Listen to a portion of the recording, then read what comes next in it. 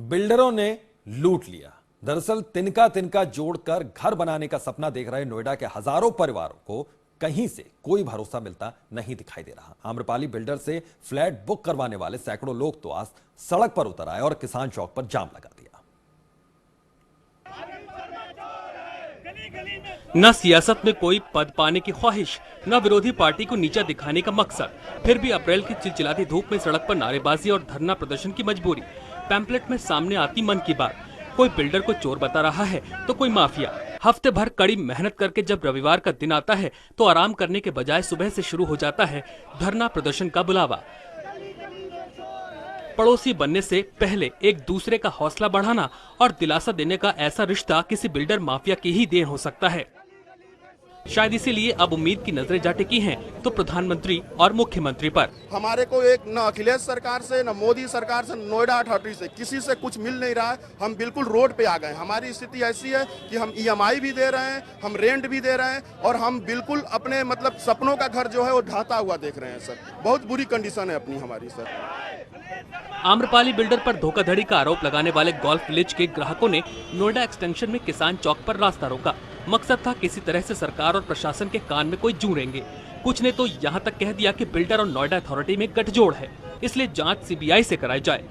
6 साल से पोजीशन नहीं मिल रहा है और जिनको पोजीशन मिल गया है उनको बिल्डर मेंटेनेंस चार्ज के नाम पर, कहीं किसी तरीके के चार्ज के नाम पर उनको परेशान किया जा रहा है। तो यहाँ पर मजबूरी में बाहर को यहाँ पर प्रदर्शन करने के लिए मजबूर होना पड़ रहा है। हम अखिलेश सरकार से आग्रह करते हैं कि वो बिल्डर और अथॉरिटी के गठजोड़ पर जांच कराई जाए और CBI जांच की हम मांग कर रहे हैं सरकार। जब हंगामा बढ़ा और लोग जैसे तैसे कॉलोनी के गेट को खुलवाकर अंदर पहुंचे, ना तो कहीं किसी तरह का काम होता दिखाई दिया और ना मौके पर कोई मजदूर दिखाई दिया। साल दर साल पोजीशन का झुंझुना थमाने वाले बिल्डर पर ऐसा गुस्सा भड़का कि मुआयना करने आए आम्रपाली के डिप्टी GM चपेट में आ गए। सफाई देना मजबूरी बन गया।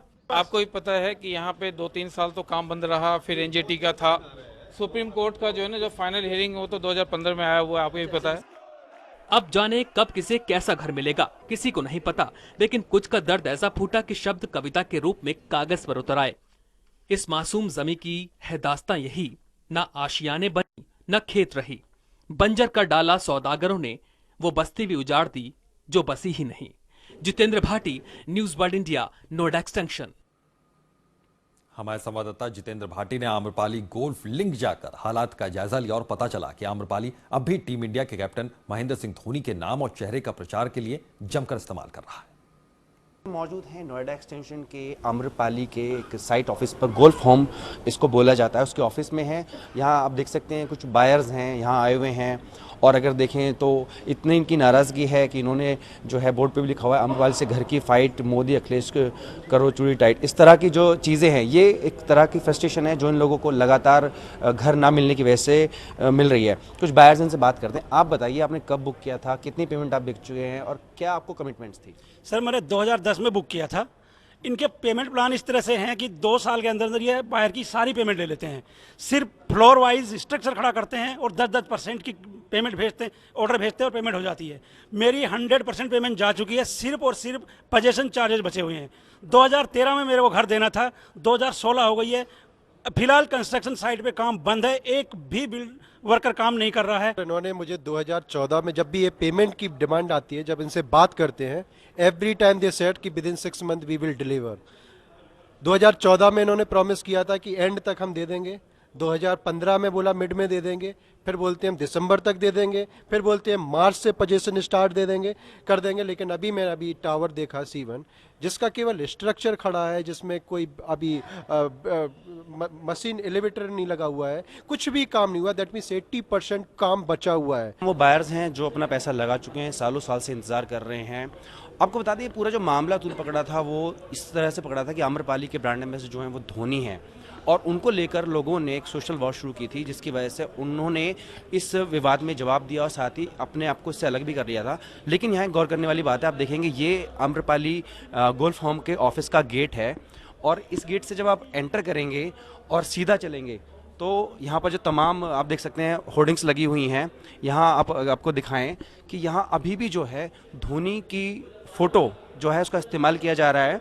जो नए बायर्स आते हैं उन्हें ये होर्डिंग देखने को मिलती है जो ऑफिस में कई जगह लगी हुई हैं, जबकि धोनी इस कह सकते हैं ब्रांड से, आम्रपाली से खुद को अलग कर चुके हैं, लेकिन अभी भी धोनी के नाम का इस्तेमाल यहाँ पर किया जा रहा है। ऐसा है कि जो तस्वीरें हैं उन्हें देखकर लगता है, तो यानी कि कहीं ना कहीं जो बायर्स को गुमराह करने की कोशिश है बिल्डर की, वो अभी भी जारी है। कैमरा पर्सन महेंद्र के साथ Jitendra Bhati, news world India, Noida extension.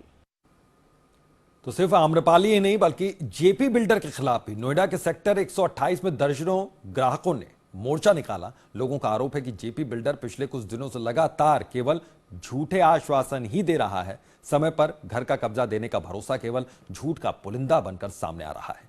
ग्राहक लगातार गौर के मालिकों से मिलकर अपने पैसे की वसूली चाहते हैं, लेकिन कोई भी ढूंढे नहीं मिल रहा।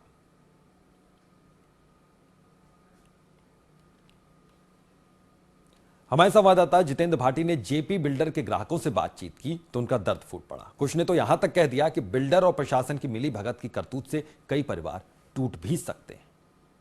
जेपी के दफ्तर के बाहर प्रदर्शन करते हुए ये तमाम वो लोग हैं जिन्होंने घर का सपना देखते हुए जेपी में घर बुक किया था और इनको समय पर जो है घर नहीं मिल पाया। लगातार ये जो है चक्कर लगाते हैं, धरने प्रदर्शन करते हैं, लेकिन इनको घर नहीं मिल पा रहा। कुछ बायर्स हैं, इनसे बात करते हैं। अच्छा, आप बताइए, आपने कौन से प्रोजेक्ट में लिया? जेपी क्लासिक में लिया हुआ है मैंने, और मुझे लिए हुए 8 साल हो चुके हैं और अभी तक कोई कमिटमेंट नहीं है। एनीवे उन्होंने रिटर्न में जो कमिटमेंट दी थी उसके बाद में वर्बल कमिटमेंट्स तो हर 6 महीने में कुछ ना कुछ 3 महीने में देते रहते हैं। आज इसको 2000 बुकिंग करे हुए 8 साल हो गए हैं, अभी तक हमें कोई आइडिया नहीं है कि हमें मिलेगा नहीं मिलेगा, कब मिलेगा। एज इन्होंने बताया, हमें हर बार जब हम जाते हैं हमें 6 महीने आगे की डेट मिल जाती है। लास्ट लेटर जो हमें जेपी से ऑफिशियल लेटर मिली थी वो दिसंबर 2015 की मिली थी कि आपको तब तक पोजीशन मिल जाएगी, वो भी उसको भी क्रॉस किए हुए 3 महीने हो गए हैं। होप्स तो यही थी कि अपना घर होगा, अपने घर में जाएंगे, बट देख के अभी लग नहीं रहा कि अगले 2-3 साल में भी ये लोग देंगे नहीं, बिकॉज कंस्ट्रक्शन कुछ चल ही नहीं रहा है वहाँ पे। हार्डली 20-30 वर्कर्स चल रहे हैं, वो इतने बड़े टावर को कितने टाइम में पूरा करेंगे? They are going to take years, maybe 3-4 years more if they are going to work in the same way. अगर लोन ना पूरा कर पाने में हमारे फार्मर आत्महत्या कर सकते हैं, अब यहाँ अगर कोई लोन नहीं दे पाएगा, उसका फ्लैट बिकेगा नहीं, वो क्या करेगा? किसी ना किसी दिन कोई अगर हादसा हो जाएगा, मैनेजमेंट क्या तब जागेगी? ये तमाम वो लोग हैं जो पैसा दे चुके हैं। कई ऐसे हैं जो 90% या उससे ज़्यादा पैसा दे चुके हैं, लेकिन उसके पैसा देने के बाद इन्हें घर नहीं मिला है तो सिर्फ सालों का इंतजार। यहाँ गौर करने वाली बात ये भी है कि जिस तरह से अथॉरिटी ने कमेटी बनाई और साथ ही कहा कि हर हफ्ते रिव्यू होगा, उसके बाद भी जो कंस्ट्रक्शन साइट है वहाँ पर कोई बदलाव नज़र नहीं आ रहा है। यानी कि जो अथॉरिटी ने शक्ति दिखाई है उसके बाद भी इन बिल्डर्स के कान पर जू तक नहीं रेंग रही है। कैमरा पर्सन महेंद्र प्रभार के साथ Jitendra Bhati, news world India, Noida.